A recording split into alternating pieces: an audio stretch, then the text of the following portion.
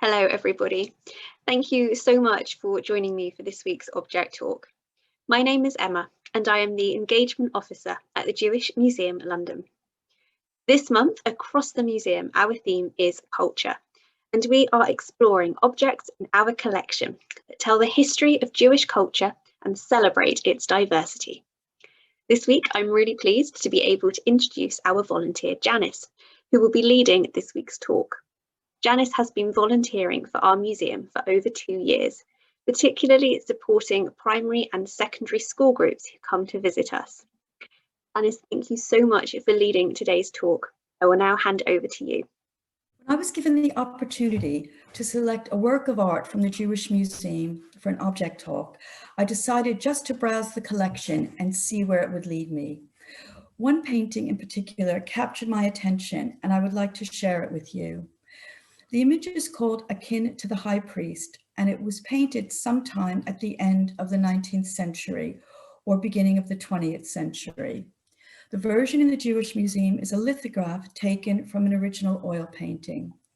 What drew me to this image was the clear, direct, and at the same time questioning gaze of this boy.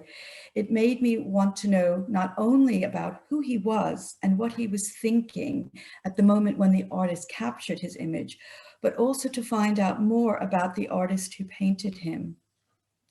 I would like to share 3 different layers for understanding this image. We can imagine the surface layer as the subject matter, the core layer as the information about the artist and his place in art history. And finally, there is a hidden depth that will lead us to one of the major strands of Jewish European identity. Let's look now at the surface of this image. Simply, what is the subject? The boy is dressed in the style of the Hasidic Jewish culture of the 19th century. His clothing and other textiles are full of rich and decorative textures. He is holding the symbol of the festival of Sukkot. Interestingly, by way of the title, Akin to the High Priest, the boy is being identified as someone special. The title is inferring a higher status with a connection to the historic high priest, or in Hebrew, the Kohen Gadol, who was the spiritual leader and held the holiest position in Jerusalem until the destruction of the Second Temple at that time. So let's look more at the subject itself, the festival of Sukkot. As a brief explanation, Sukkot commemorates the shelter given to the Jewish people as they traveled from Egypt to the Promised Land.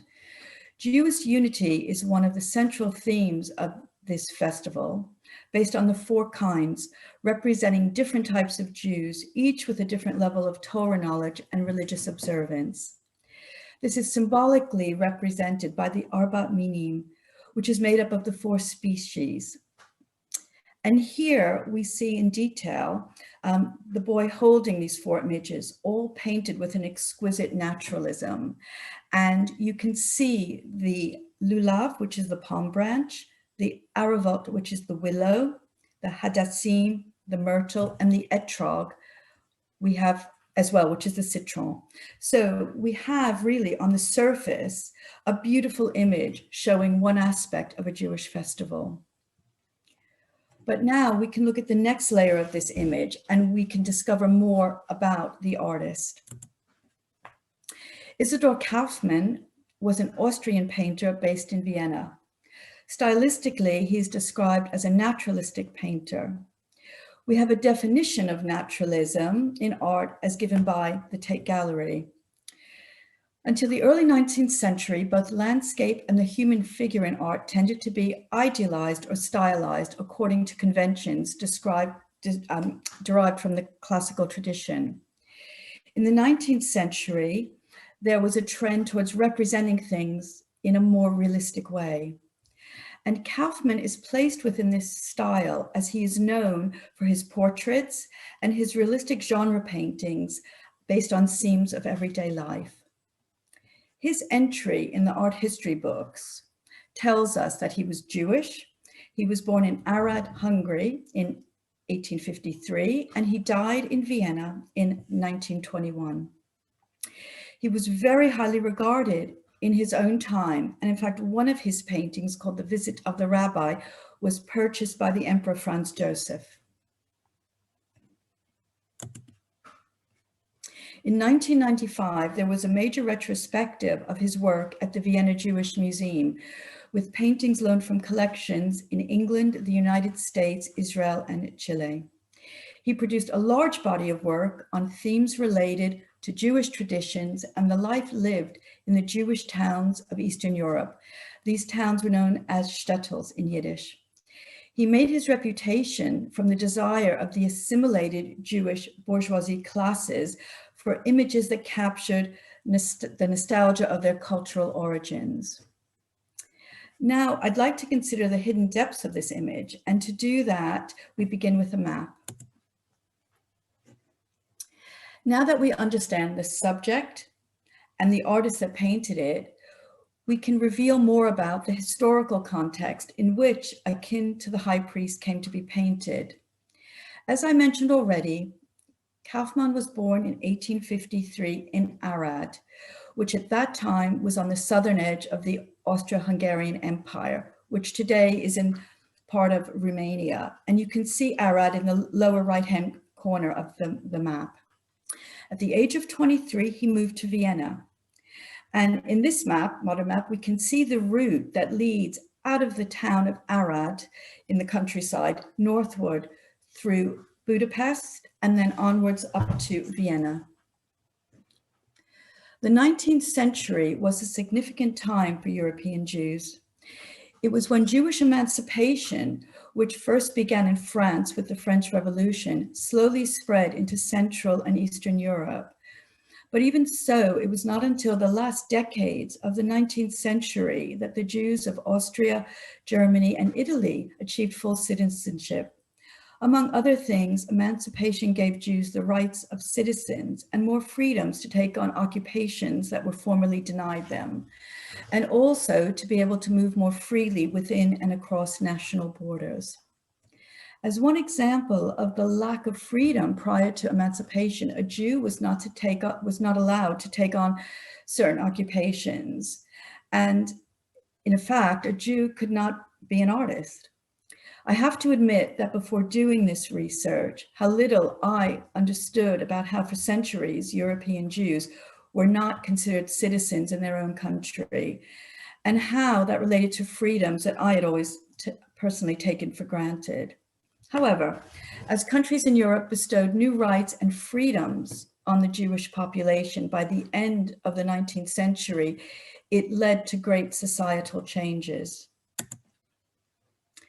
These significant societal changes of the 19th century had a major impact on Jewish identity, life, and culture. There was a pull between the tradition and modernization, between the religious and the secular, between the countryside and urbanization, between the new identity offered to the educated elite intellectuals and the hardship and poverty of the lower social classes. It was a time of acculturation and secularization for those Jews who went to the big urban European cities, leading to this inevitable loss of the cultural connections to the more rural towns. However, even with this increasing integration of the urban Jewish population, it still did not change that one all-pervasive feature of the Jewish experience, and this, of course, was underlying anti-Semitism.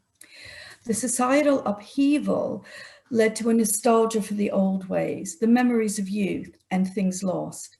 There were a number of Jewish artists like Kaufmann at this time who were to create works of art for the elite, educated Jewish industrialists, bankers, and intellectuals of this period.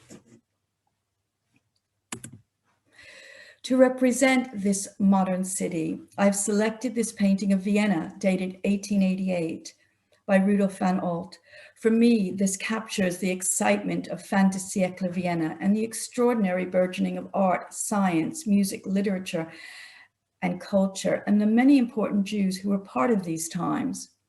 This is the idea of the urbanization and possibilities of the great European cities at the end of the 19th century and beginning of the 20th century.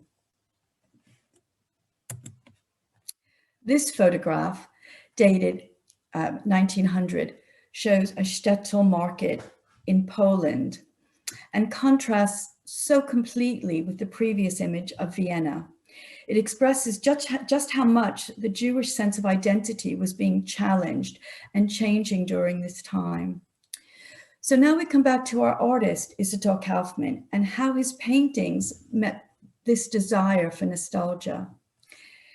Kaufmann, in fact, traveled back to the shtetls of Western Hungary, Galicia, Moravia, and the Russian part of Poland, where he chronicled traditional Jewry and its customs. In doing so, he has recorded, not just in the picture that we're discussing today, but by way of his entire body of work, what was seen as the authentic Jewish way of life, which by the close of the 19th century was already disappearing. And somehow, even a little prophetic from our perspective on the events of the 20th century, he captured a part of the Jewish cultural past that was going to be lost forever. And now this is where we add all the layers back and we return to our picture akin to the high priest. Now, when I look at this painting, I understand the narrative of the period in European Jewish history.